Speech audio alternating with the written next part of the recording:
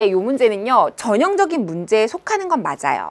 뭐랑 전형적인 문제에 속하는 어떤 문제랑 비슷하냐면 이거랑 지금 연계가 됐죠.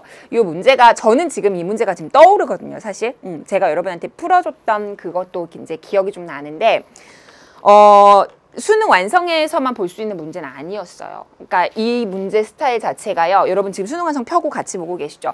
수능 완성에서만 볼 수 있는 문제 스타일이 아니고요. 여러분 학교 시험이나 이런 데서도 전형적으로 볼 수 있는 부분집합의 개수를 구하는 식의 문제거든요.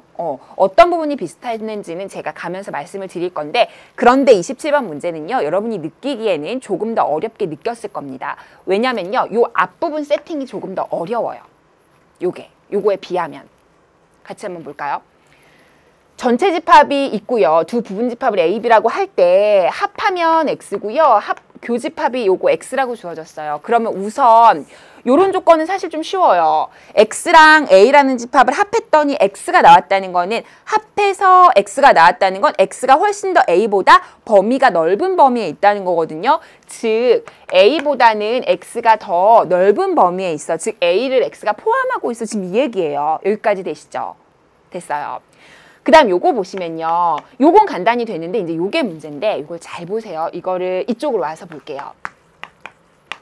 지금 상황은 이거죠. 그러면 교의 여니까 우선 이걸 요렇게 바꿀 수 있어요. 그쵸? 근데 우리가 상식적으로 X라는 집합이 딱 있는데 B라는 집합을 차집합을 한다는 건 어떤 걸 뺀다는 의미였죠? 요걸 빼는 거 아닌가요? 뺀다는 게 X라는 집합이 있으면 B랑에 겹치는 부분 있죠. 그거를 빼고 난 나머지가 바로 X 차집합 요거라고요. X 차집합 B라고요. 그쵸? 우리 그거 알죠? 반달 모양이라고. 그래서 요 얘기까지 연결을 시켜도 되고 상식적으로 생각해도 괜찮아요. 어쨌든 요걸 빼고 났더니 X가 다시 나왔다는 거죠. 그 얘기는 뭐예요? 아까 했던 요 부분이 없었다는 거 아니에요? 요걸 빼고 났더니 여기가 다시 나왔다. 이게 요만큼만 남아야 되는데 X가 고스란히 남았다는 거는 요 겹치는 부분이 없었다는 거죠. 무슨 말인지 알겠어요? 그래서 X랑 B랑 겹치는 부분이 없었다는 거예요. 응? 그러면 X가 이쪽에 있으면 B는요 전혀 맞물리지 않고 다른 쪽에 있어야 X랑 B랑 겹치는 게 안 생기는 거죠. 무슨 말인지 아시겠어요? 그렇다면 이런 상황이 됐다는 건 그렇죠. X랑 B의 입장에서 생각하면 지금 우리는 X가 어떤 집합인지를 알고 싶은 거라서 X에 대한 조건을 끌어내야 돼요. 그래서 여기에서도 X가 B랑 어떤 관계에 있는지를 알아내야 돼요. 그럼 요 말을 다시 표현하면 X가 어디에 들어가는 거죠? 그렇죠. B가 아닌 부분에 들어가는 거예요. 전체 집합이 이렇게 있다고 생각을 한다면 B가 아닌 부분에 X가 속해야 X랑 B가 겹치는 게 안 생기는 거죠. 무슨 말인지 알겠어요? 그래서 X랑 B랑의 관계는 겹치는 게 없다. 쉽게 말하면 X는 B가 아닌 바깥 부분에 들어가더라. 이게 여기에서 여기까지 와야 돼요, 사실은.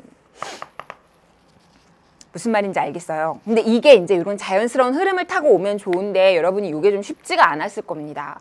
그래서 사실 이제 여러분이 저는 이제 이해가 가게 납득이 가게 했지만 여기서 바로 요 아이디어 있죠. 요게 이제 요것만 보고도 사실 이렇게 연결은 되거든요. 그죠? X랑 B가 아닌 거에 겹치는 게 X다. 이렇게 하면은 이제 연결을 할 수는 있는데 이게 쉽지는 않아요. 그러니까 이게 바로 오는 게 쉽지 않기 때문에 여러분 그냥 익숙한 표현으로 바꾸고 그리고 다시 차집합 개념으로 가고 그리고 나서 겹치는 게 없다는 그림으로 상황을 판단하고 그리고 요거까지 가야 돼요. 근데 하필이면 이런 중간에서 끝내지 않고 여기까지 온 이유는요. 앞에서도 얘기했지만 X라는 집합이 어떤 부분집합 X의 개수를 구하는 거라서 일로 오세요. 조건을 X를 기준으로 맞추려고 하기 때문에 그런 거예요. 이제 그 다음 내용 진행해 볼게요. A를 X라는 집합은 포함해야 되고요. X는 B 여집합에 들어가야 돼요. 지금 요 얘기죠. 그리고 X는 뭐예요? U의 부분집합이고. 요걸 만족시키는 X는 어떤 것들이 될 수 있느냐? 모든 부분집합 X의 개수를 구하여라. 요거죠. 그래서 실제로 A를 구해보시면 1, 2고요. B를 구해보시면 문제 잠깐만 볼게요. 이쪽으로 오세요. B가 뭐냐면 3, 4, 5거든요. 그럼 3, 4, 5를 뺀 나머지가 B 여집합이거든요. 그러니까 1, 2, 6, 7, 8이죠? 맞아요. 이쪽으로 오세요. 1, 2, 6, 7, 8이에요. 그럼 어떻게 해요? 그렇죠. 1, 2는 포함을 하고 1, 2, 6, 7, 8에는 포함이 되는 그런 x들을 뽑아라 라고 했는데 부분집합의 개수 구할 때요. 요거에 포함되는 건 사실은 2의 5제곱이거든요. 그죠? 근데 그러니까 요거 없다면 근데 그중에 반드시 1, 2를 가지고 있어야 되니까 1과 2를 반드시 포함한다 라고 했을 땐 그들을 빼고 나머지 2의 세제곱으로 계산했었죠. 요게 이제 집합에서 아주 많이 쓰이던 부분집합의 개수 구하는 거 다시 한번 1, 2, 6, 7, 8의 부분집합의 개수를 그냥 구하라 그러면 2의 5제곱이지만 이 중에 1과 2를 반드시 포함하는 부분집합이다. 그렇다면 1, 2를 포함한다고 했을 때 그들을 빼고 나머지의 몇 제곱 이렇게 한다고 얘기했어요. 그렇게 하는 이유는요. 원래 2의 5제곱을 계산할 때 1을 넣을 수도 있고 안 넣을 수도 있고 2를 넣을 수도 있고 안 넣을 수도 있고 선택권이 2개씩이죠. 6도 마찬가지고 7도 마찬가지고 8도 마찬가지라서 2의 5제곱 하듯이 1, 2는 반드시 들어간다고 하면 들어갈 수도 있고 안 들어갈 수도 있고 중에서 들어가는 거니까 한 개의 선택권 2도 들어간다는 거에 한 개의 선택권 6, 7, 8은 다 들어가야 되니까 들어갈 수도 있고 안 들어갈 수도 있으니까 아이고 2개의 선택권 그죠? 해서 이제 2의 세제곱 이렇게 나왔던 원리 기억하시죠? 그래서 부분집합의 개수 구하는 것까지 연결이 되는 거예요. 됐어요? 그래서 결과적으로는 답은 2의 세제곱이라서 8입니다. 됐나요? 다시 한번 강조하면요. 부분집합의 개수 구할 때 그냥 개수 구하면 2의 몇 개인지 몇 제곱 하면 되고요. 반드시 포함하는 부분집합의 개수 그러면 빼고 나머지 2의 몇 제곱 하면 되고요. 혹시라도 포함하지 않는 부분집합의 개수라고 한다면 그래도 또 빼셔도 돼요. 그쵸? 포함하지 않는다. 6을 포함하지 않는다. 그럼 6 빼고 나머지 2의 제곱 이런 식으로 해서 답을 구하는 거였죠. 그래서 부분집합의 개수 구하는 거까지 연결시키는 거고요.